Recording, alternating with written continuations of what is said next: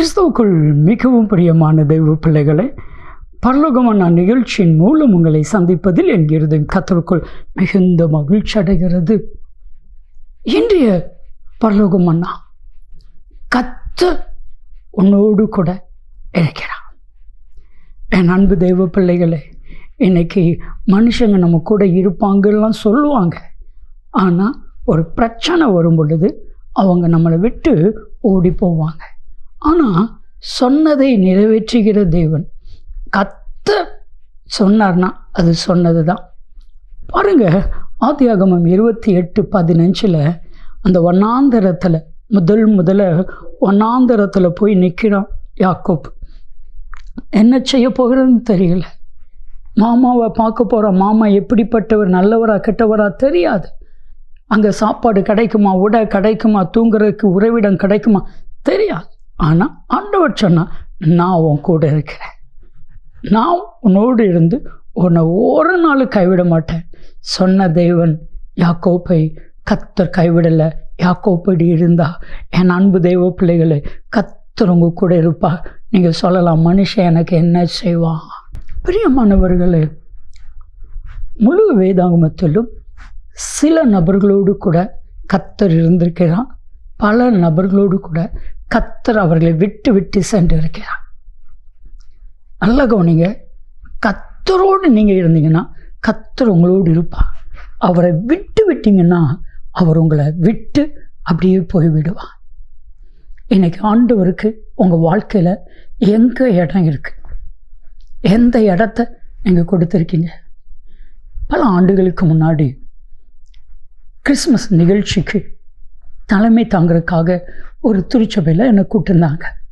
அழகான ஒரு ஸ்கிட் ஒன்று போட்டிருந்தாங்க. ஒரு வீட்டில் ஒரு ஃபங்க்ஷன் நடக்குது. அந்த ஃபங்க்ஷனுக்கு இயேசுவை கூப்பிட்டுருக்குறாங்க. மொத்த ஆள் இயேசு வந்துட்டார். அந்த ஒன்று அவ்வளோ வரவேற்பு. உட்காருங்க ஆண்டவர்னு சொல்லி நடுவில் இருக்கிற மெயின் சேரில் இயேசுவை உட்கார வச்சாங்க. ரொம்ப சந்தோஷமாக இருந்துச்சு. கொஞ்ச நேரம் கழிச்ச பிறகு கலெக்டர் வந்தாங்க.